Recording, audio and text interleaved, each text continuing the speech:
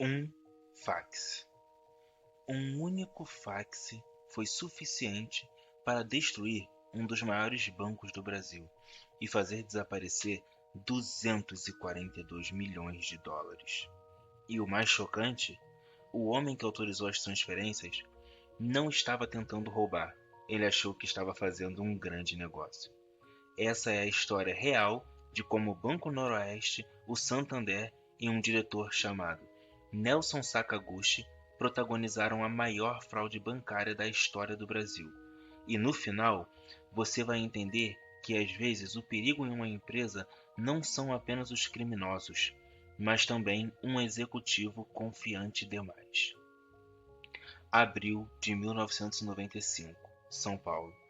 Nelson Sakaguchi era diretor da área internacional do Banco Noroeste, uma instituição respeitada com décadas de tradição. Ele tinha acesso a contas nas Ilhas Caimã e autonomia para fazer transferências de até 6 milhões de reais, sem precisar de autorização.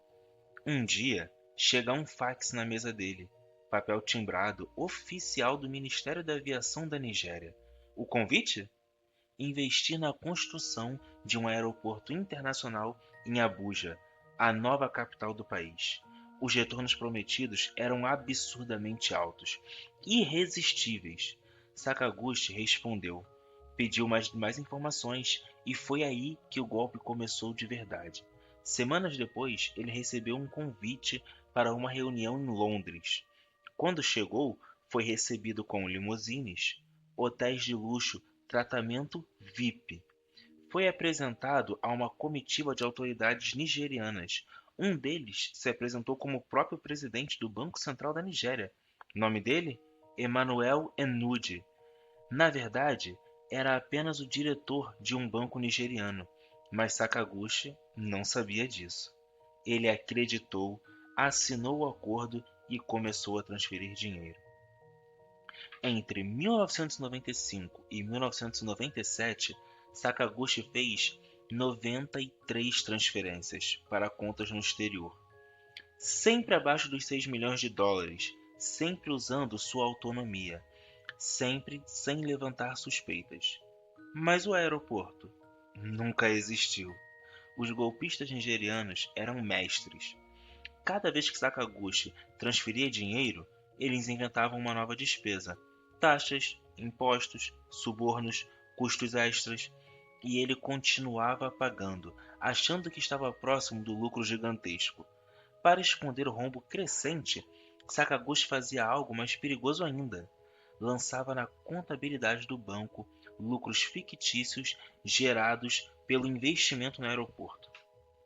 Isso não só escondia o desvio durante as auditorias internas, como também inflava artificialmente o patrimônio do Banco Noroeste. O banco parecia mais rico do que nunca, mas estava sendo drenado por dentro. Total desviado: 242 milhões de dólares. Mais da metade do patrimônio do banco. E ninguém desconfiou. Até que o Banco Santander, gigante espanhol, decide comprar o Banco Noroeste por 500 milhões de dólares. Como parte do processo, o Santander fez o que toda empresa séria faz antes de uma aquisição: uma auditoria externa completa, due diligence. E foi aí que o castelo de cartas desmoronou. Os auditores do Santander começaram a questionar aqueles lucros gigantescos vindos da Nigéria. Pediram documentos, comprovantes, contratos. Sakaguchi entrou em pânico. Pressionado pelos colegas e pelos auditores, ele finalmente confessou. Tentou acalmar todo mundo, dizendo que o dinheiro estava investido e que os retornos viriam em breve. Mas quando investigaram mais a fundo, descobriram a verdade brutal: o aeroporto nunca existiu.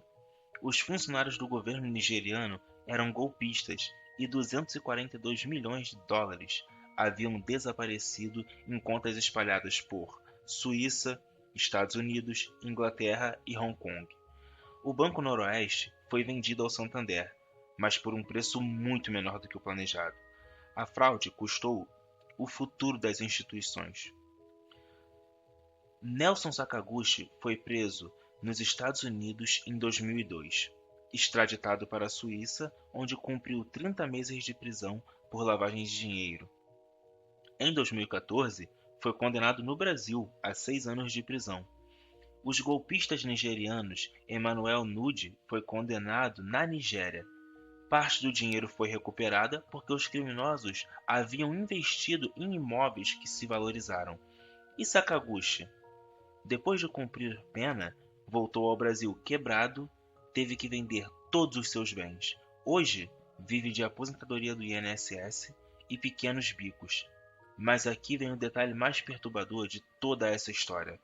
Sakaguchi não era um criminoso tradicional.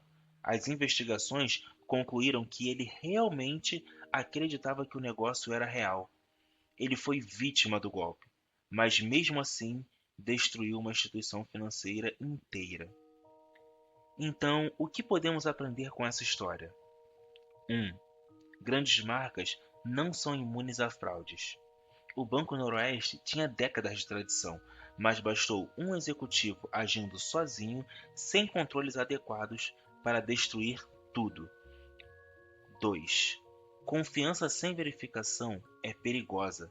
Sakaguchi confiou no fax timbrado, na reunião luxuosa em Londres, nos representantes do governo. Nunca verificou de verdade. No mundo dos negócios, confiança cega é um convite ao desastre.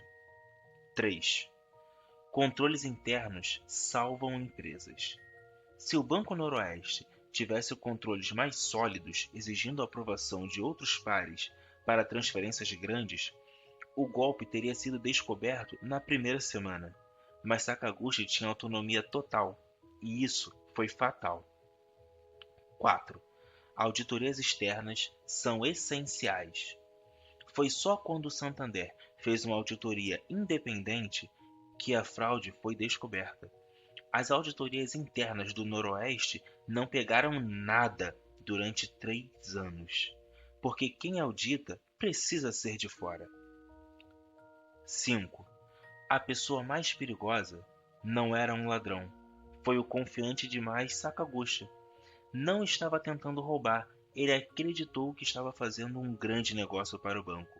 Mas sua ambição, combinada com falta de verificação e controles frouxos, custou 242 milhões de dólares.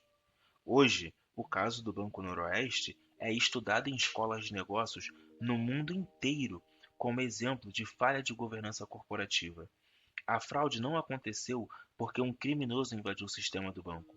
Aconteceu porque um executivo de confiança tinha poder demais, controles de menos e acreditou em uma mentira bem contada. E essa é a lição final. No mundo dos negócios, não importa quanto você confia em alguém, sempre verifique 2 vezes, porque um único fax pode mudar tudo. Se você curtiu essa história real, deixa o like, se inscreve no canal e comenta.